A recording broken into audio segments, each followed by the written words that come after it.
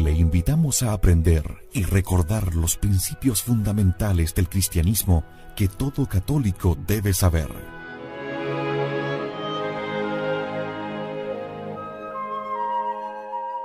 Le invitamos a conservar la doctrina católica y la verdad depositada por nuestro Señor Jesucristo con el Catecismo Mayor de San Pío X en Catecismo en Casa. El Catecismo del último Papa Santo, San Pío X.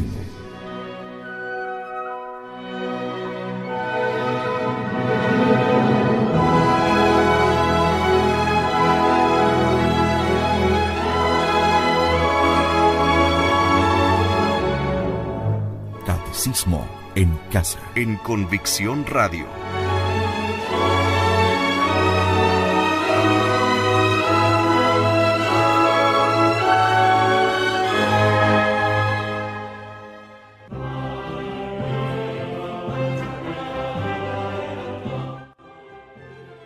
Gusto en saludarlos, amigos. Una vez más llega hasta ustedes, y yo lo hago con mucho gusto, este Catecismo en Casa. Empezamos de inmediato nuestro Catecismo en Casa.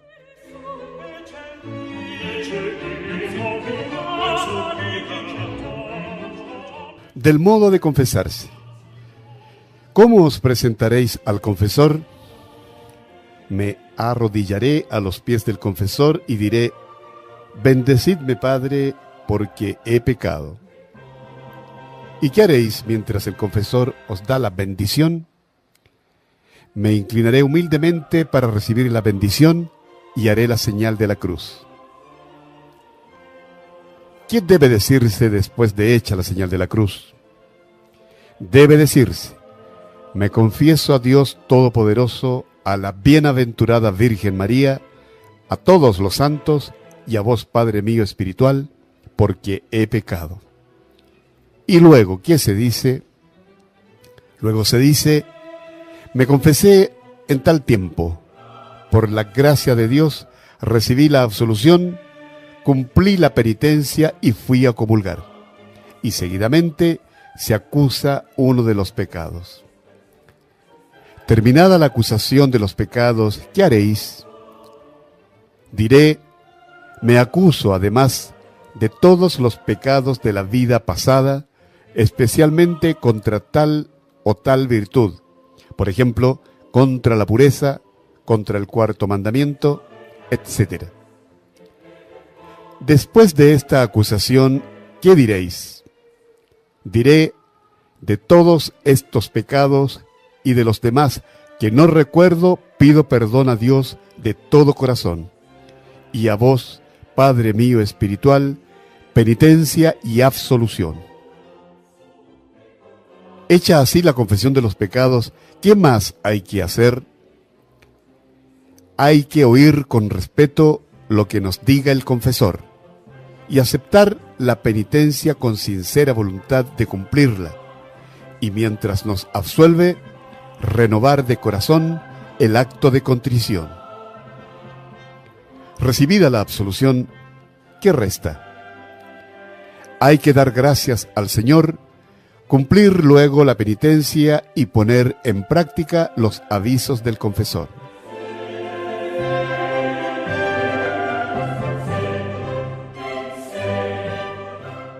Con respecto a la absolución, ¿deben los confesores dar siempre la absolución a los que se confiesan?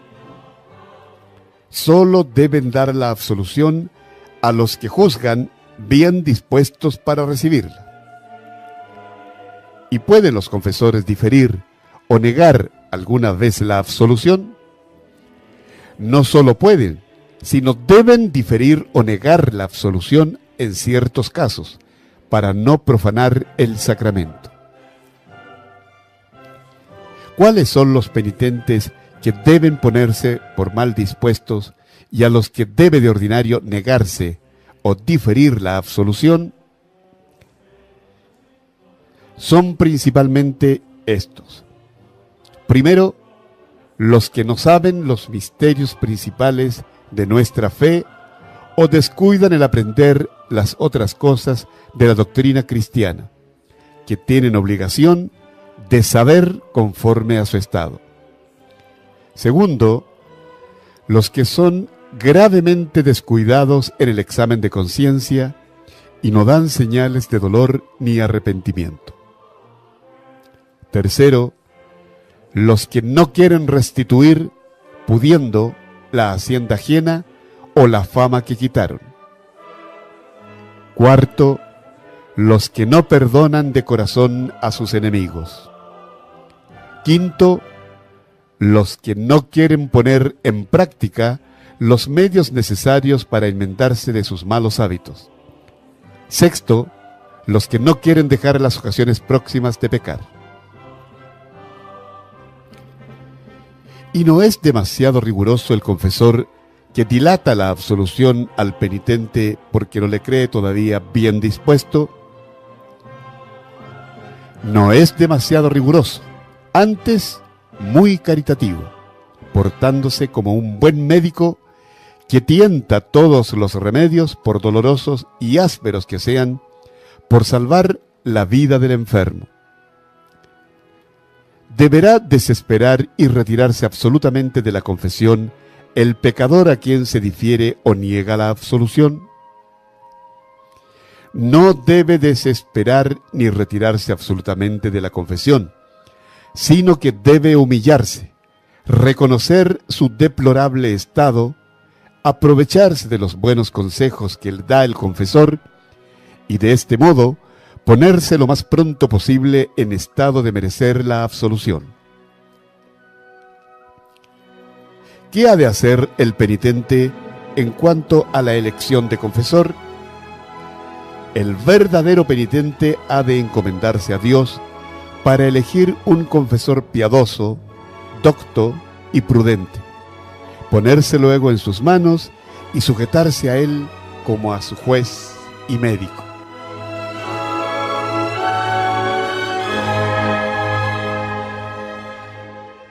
De la satisfacción y penitencia. ¿Qué es la satisfacción? La satisfacción, que también se llama penitencia sacramental, es uno de los actos del penitente con que desagravia en alguna manera a la justicia de Dios por los pecados cometidos, ejecutando las obras que el confesor le impone. ¿Está obligado el penitente a aceptar la penitencia impuesta por el confesor? El penitente está obligado a aceptarla por el confesor, y si no puede cumplirla, ha de decirlo humildemente al mismo confesor y pedir que le dé otra. ¿Cuándo debe cumplirse la penitencia? Si el confesor no ha prescrito ningún tiempo, la penitencia debe cumplirse cuanto antes y procurar cumplirla en estado de gracia. ¿Cómo debe cumplirse la penitencia?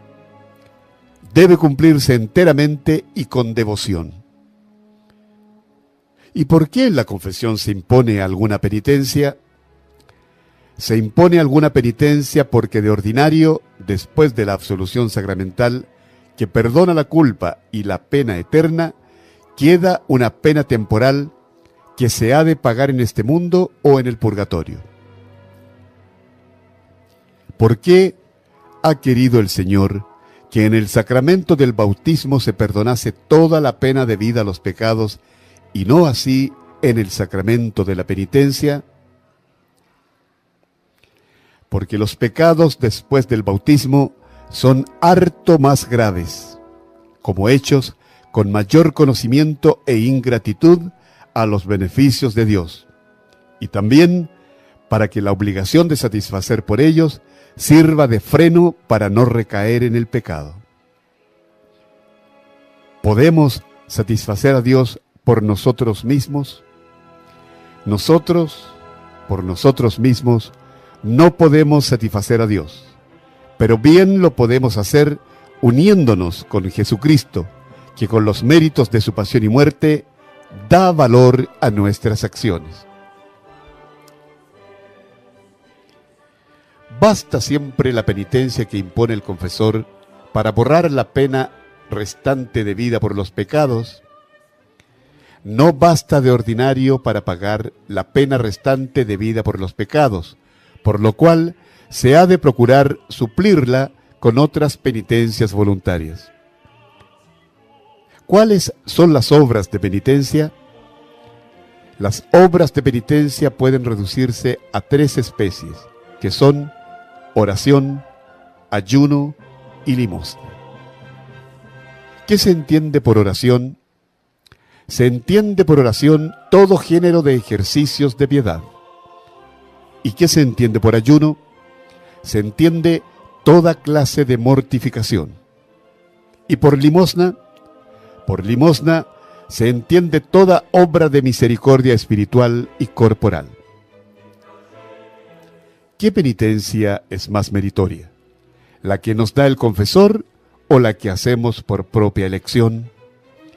La penitencia que nos da el confesor es la más meritoria, porque siendo parte del sacramento, recibe mayor virtud de los méritos de la pasión de nuestro Señor.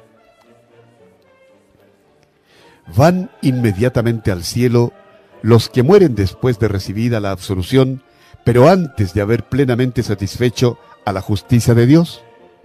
No, Señor. Van al purgatorio para satisfacer allí a la justicia de Dios y purificarse enteramente. ¿Podemos aliviar en sus penas a las almas del purgatorio? Así es. Las podemos aliviar en sus penas con oraciones, limosnas, toda suerte de buenas obras, indulgencias y sobre todo con el santo sacrificio de la misa. Además de la penitencia, ¿qué otra cosa ha de hacer el penitente después de la confesión? Además de la penitencia, si ha perjudicado injustamente al prójimo en la hacienda o en la honra, o si le ha dado escándalo, debe lo más pronto posible restituirle la hacienda, reparar la honra y remediar el escándalo. ¿Y cómo puede remediarse el escándalo que se dio? Haciendo que cese la ocasión del escándalo y edificando con palabras y con el buen ejemplo a los que habíamos escandalizado. ¿De qué manera se deberá satisfacer al prójimo cuando recibió de nosotros alguna ofensa? Pidiéndole perdón o dándole cualquier otra reparación conveniente. ¿Qué frutos produce en nosotros una buena confesión?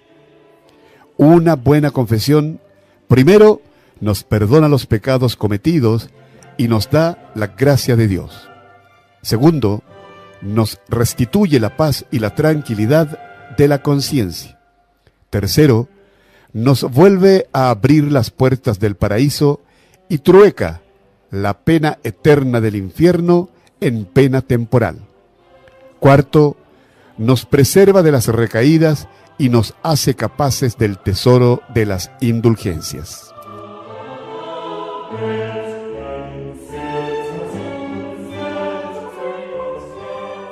De las indulgencias. ¿Qué son las indulgencias? Son la remisión de la pena temporal debida por nuestros pecados, ya perdonados en cuanto a la culpa, remisión que otorga la Iglesia fuera del sacramento de la penitencia. ¿De quién ha recibido la Iglesia la facultad de conceder indulgencias? La Iglesia ha recibido de nuestro Señor Jesucristo la facultad de conceder indulgencias. ¿De qué manera la Iglesia nos perdona la pena temporal por medio de las indulgencias? Aplicándonos las satisfacciones sobreabundantes de Jesucristo, de María Santísima y de los santos, las cuales forman lo que se llama el tesoro de la Iglesia. ¿Quién tiene el poder de conceder indulgencias? Lo tiene únicamente el Papa en toda la Iglesia, y el obispo en su diócesis, según la facultad que el Papa le otorgare. ¿De cuántas especies son las indulgencias? Las indulgencias son de dos especies: indulgencia plenaria e indulgencia parcial. ¿Cuál es la plenaria? Es aquella con que se perdona toda la pena temporal debida por nuestros pecados. Por esto, si uno muriese después de ganarla, iría derecho al cielo, libre totalmente de las penas del purgatorio. ¿Qué es indulgencia parcial? Es aquella con que se nos perdona solamente una parte de la pena temporal debida por nuestros pecados. ¿Qué pretende la Iglesia al conceder indulgencias? Pretende la Iglesia ayudar la incapacidad que tenemos de expiar en este mundo toda la pena temporal, haciendo que consigamos, por medio de obras de piedad y caridad cristiana, lo que en los primeros siglos procuraba se obtuviese con el rigor de los cánones penitenciales. ¿Qué se entiende por indulgencia de 40 o 100 días, o de 7 años y otras semejantes? Por indulgencia de 40 o 100 días, de 7 años, etc., se entiende la remisión de tanta pena temporal cuánta se descontaría con 40 o 100 días o con 7 años de la penitencia antiguamente establecida por la Iglesia. ¿Qué caso hemos de hacer de las indulgencias? Grandísimo caso hemos de hacer de las indulgencias, porque con ellas se satisface a la justicia de Dios y más presto y fácilmente se alcanza la posesión del cielo. ¿Qué se requiere para ganar las indulgencias? Se requiere, primero, estado de gracia, al menos en la última obra que se cumple, y pureza aún de las culpas veniales cuya pena queremos se nos perdone.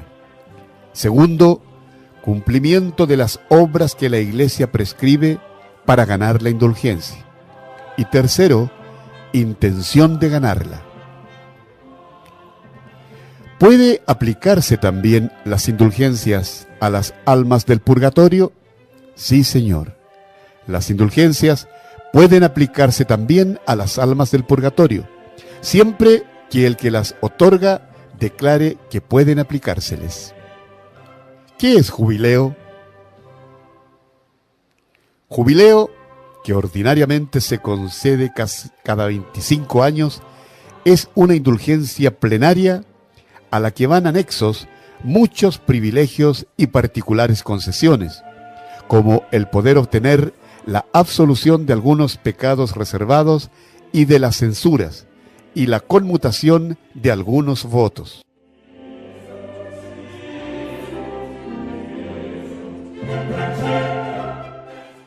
Capítulo 7, dedicado a la extrema unción. ¿Qué es el sacramento de la extrema unción, que se llama también santos óleos? Es un sacramento instituido para alivio espiritual y aún temporal de los enfermos, que están en peligro de muerte. ¿Qué efectos produce el sacramento de la extrema unción? Produce los siguientes efectos. Primero, aumenta la gracia santificante. Segundo, borra los pecados veniales y aún los mortales que el enfermo arrepentido no hubiere podido confesar. Tercero, quita aquella debilidad y desmayo para el bien que dura aún después de alcanzado el perdón de los pecados. Cuarto, da fuerzas para sufrir con paciencia la enfermedad, resistir las tentaciones y morir santamente. Quinto, ayuda a recobrar la salud del cuerpo si conviene a la del alma. ¿En qué tiempo se deben recibir los santos óleos?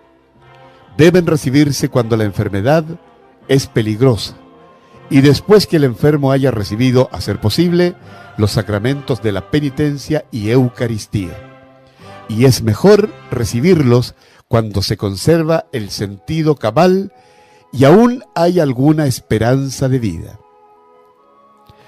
¿Y por qué es bueno recibir los santos óleos cuando está el sentido cabal y con alguna esperanza de vida? Porque recibiéndolos con mejor disposición puede ser mayor el fruto, y también porque, como este sacramento, ayudando a las fuerzas de la naturaleza, da la salud del cuerpo si conviene a la del alma, no ha de aguardarse a que el enfermo esté desahuciado. ¿Con qué disposiciones ha de recibirse la extrema unción? Las principales disposiciones para recibir la extrema unción son: estar en gracia de Dios, confiar en la virtud del sacramento y en la divina misericordia, y resignarse en la voluntad del Señor. ¿Qué sentimientos ha de tener el enfermo a la vista del sacerdote? El enfermo ha de tener sentimientos de gratitud con Dios por habérselo enviado, y ha de recibir con gusto y pedir, si puede, por sí mismo los auxilios de nuestra santa religión.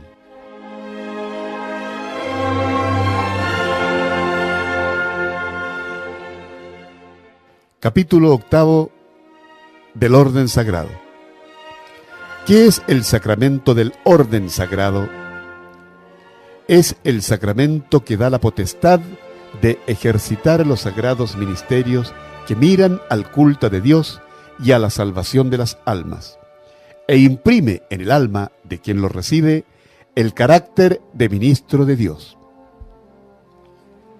¿Por qué se llama orden? Se llama orden porque consiste en varios grados, subordinado el uno al otro, de los cuales resulta la sagrada jerarquía. ¿Cuáles son esos grados? El supremo entre ellos es el episcopado, que encierra la plenitud del sacerdocio. Después sigue el presbiterado o sacerdocio simple, luego el diaconado, el subdiaconado y las órdenes que se llaman menores. ¿Instituyó nuestro Señor inmediatamente todos los grados del orden sagrado? Jesucristo instituyó inmediatamente los 2 grados superiores del orden sagrado, que son el episcopado y el sacerdocio simple. Por medio de los apóstoles instituyó luego el diaconado, del que se derivan las demás órdenes inferiores. ¿Cuándo instituyó Jesucristo el orden sacerdotal? En la última cena, al conferir a los apóstoles y a sus sucesores la potestad de consagrar la Santísima Eucaristía. Y el día de su resurrección confirió a los mismos el poder de perdonar y retener los pecados, constituyéndolos así los primeros sacerdotes de la nueva ley en toda la plenitud de su potestad. ¿Quién es el ministro de este sacramento? El ministro de este sacramento es solo el obispo. ¿Es, pues, grande la dignidad del sacerdocio cristiano? Es grandísima, con la doble potestad que le confirió Jesucristo sobre su cuerpo real y sobre su cuerpo místico, que es la Iglesia, y por la divina misión que le encomendó de guiar a todos los hombres a la vida eterna. ¿Es necesario en la Iglesia el sacerdocio católico? Es necesario en la Iglesia, porque sin él los fieles se verían privados del santo sacrificio de la misa y de la mayor parte de los sacramentos. No habría quien los adoctrinase en la fe y serían como ovejas sin pastor, presas de los lobos. En una palabra, no existiría ya la Iglesia tal como la fundó nuestro Señor Jesucristo. Luego, ¿el sacerdocio católico no faltará jamás en el mundo? El sacerdocio católico, no obstante la guerra que mueve contra él el infierno, durará hasta el fin de los siglos, porque Jesucristo ha prometido que las potestades del infierno no prevalecerán jamás contra su Iglesia. ¿Es pecado despreciar a los sacerdotes?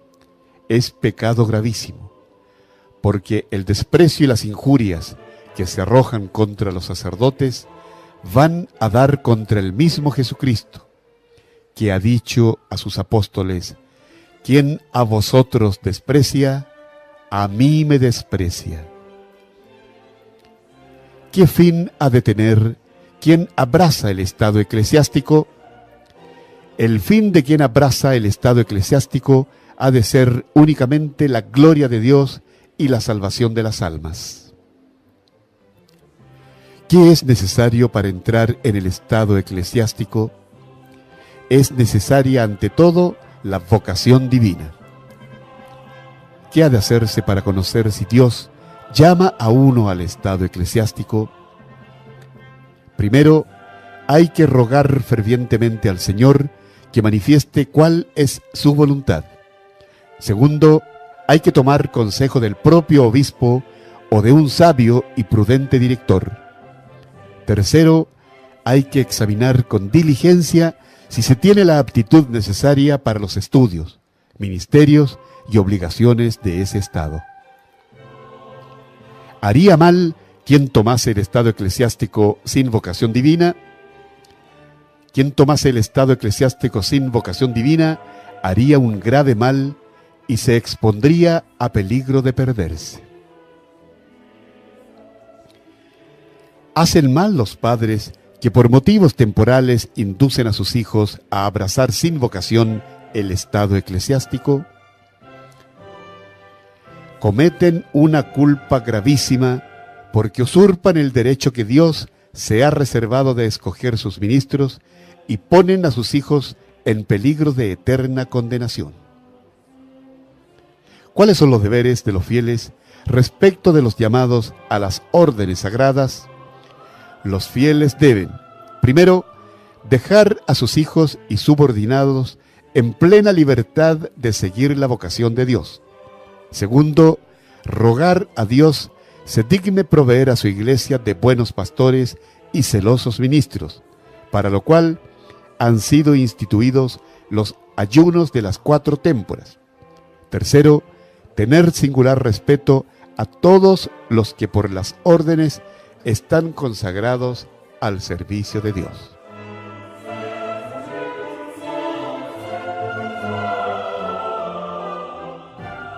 Bien, queridos amigos, este ha sido nuestro Catecismo en Casa desde Convicción Radio.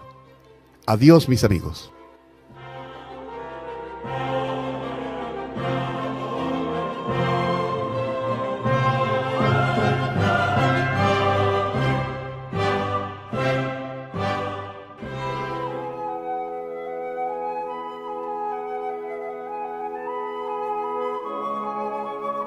Le invitamos a aprender y recordar los principios fundamentales del cristianismo que todo católico debe saber.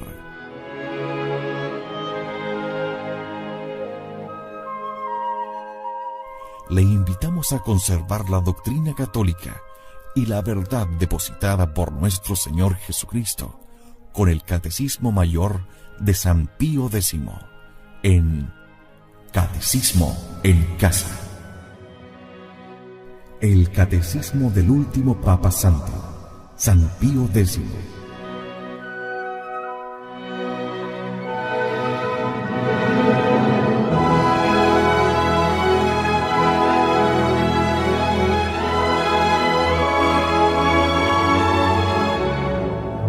Catecismo en Casa. En Convicción Radio.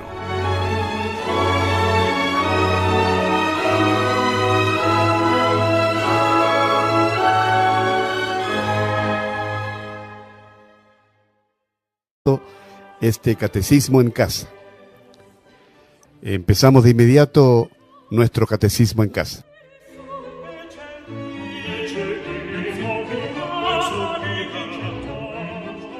Del modo de confesarse. ¿Cómo os presentaréis al confesor? Me arrodillaré a los pies del confesor y diré: bendecidme, Padre, porque he pecado. ¿Y qué haréis mientras el confesor os da la bendición? Me inclinaré humildemente para recibir la bendición y haré la señal de la cruz. ¿Qué debe decirse después de?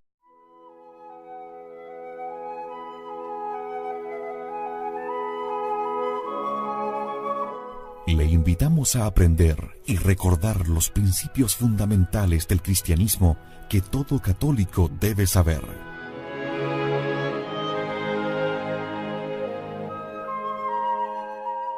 Le invitamos a conservar la doctrina católica y la verdad depositada por nuestro Señor Jesucristo con el Catecismo Mayor de San Pío X en Catecismo en Casa. El Catecismo del último Papa Santo, San Pío de todos los pecados de la vida pasada, especialmente contra tal o tal virtud, por ejemplo, contra la pureza, contra el cuarto mandamiento, etc. Después de esta acusación, ¿qué diréis? Diré: de todos estos pecados y de los demás que no recuerdo, pido perdón a Dios de todo corazón, y a vos, Padre mío espiritual, penitencia y absolución.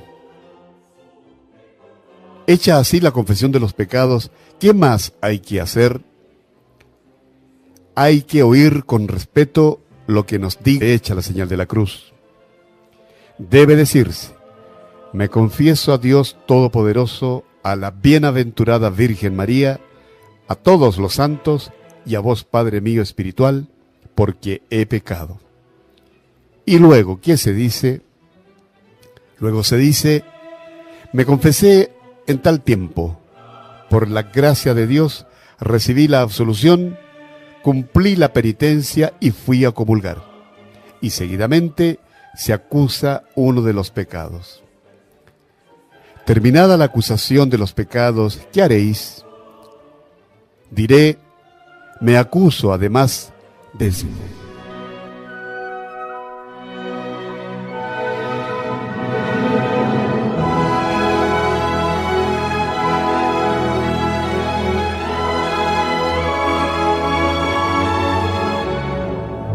Catecismo en Casa. En Convicción Radio.